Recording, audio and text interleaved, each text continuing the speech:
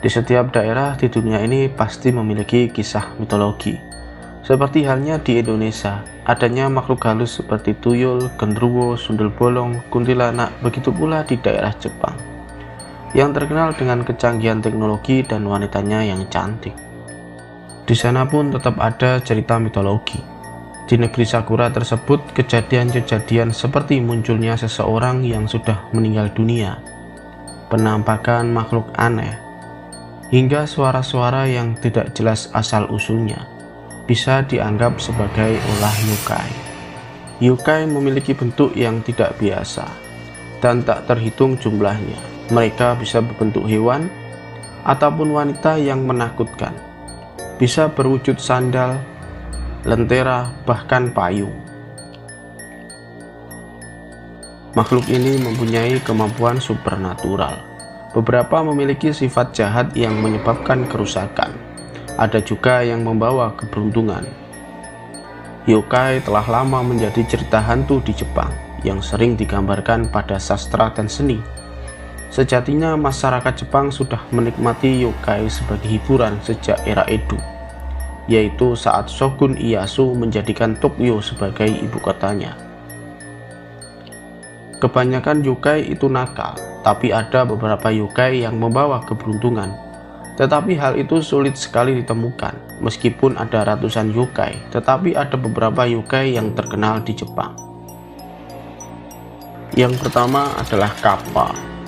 Kappa merupakan salah satu yokai yang sudah dikenal oleh semua orang Jepang. Tubuh makhluk ini dipenuhi warna hijau, memiliki sirip pada tangan dan kaki. Salah satu ciri khas Kappa adalah piring di atas kepalanya. Ketika piring itu pecah atau mengering, Kappa menjadi lemah dan kelamaan akan mati. Kappa biasanya hidup di tempat-tempat yang berair, seperti sungai dan rawa-rawa. Dia akan mengganggu orang yang berenang apabila habitat mereka diganggu. Biasanya Kappa akan menarik kaki orang yang berenang, hingga orang itu tenggelam. Makanan favorit Kappa adalah mentimun dan sushi roll yang dibuat dengan mentimun. Yang kedua adalah Oni. Oni adalah makhluk mistis yang apabila di dunia barat sering disebut raksasa. Warna kulit mereka berbeda-beda, tapi merah dan biru merupakan warna yang paling umum. Oni memiliki dua tanduk, mempunyai taring yang besar dan juga cakar yang tajam. Mereka biasanya membawa berbagai jenis senjata. Yang paling sering dibawa adalah tongkat. Dikatakan bahwa Oni hidup di neraka yang bertugas menghukum orang-orang yang berdosa selama hidupnya. Yang ketiga adalah Tengu. Tengu adalah yokai berwarna merah dan berhidung panjang yang mengenakan baju biksu. Meskipun ditakuti karena membawa malapetaka, masyarakat di beberapa wilayah Jepang ada yang menyembahnya sebagai dewa gunung.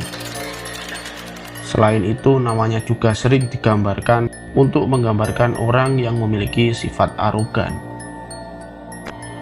Yang keempat, Yashiki Warashi. Yashiki Warashi adalah makhluk spiritual yang legendanya menyebar ke seluruh wilayah Tokyo selama bertahun-tahun. Dia terlihat dan berpakaian seperti anak kecil, biasanya hidup di rumah manusia.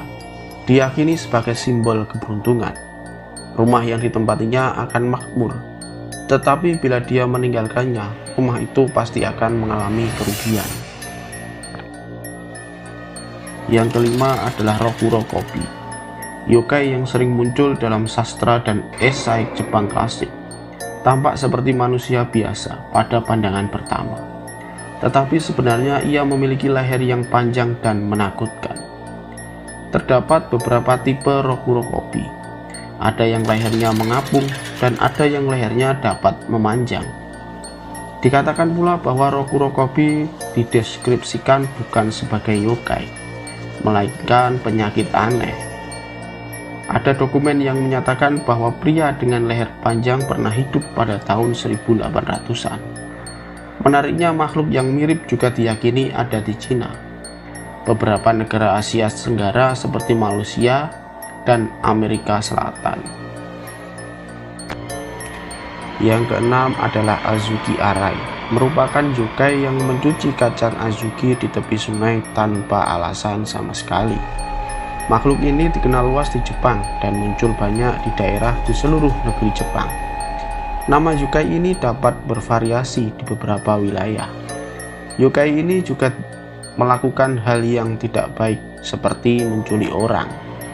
Sementara di tempat lain, dia juga dipercaya sebagai simbol keberuntungan. Jika Anda ingin melihatnya, carilah di sungai terdekat. Itu pun kalau Anda berani.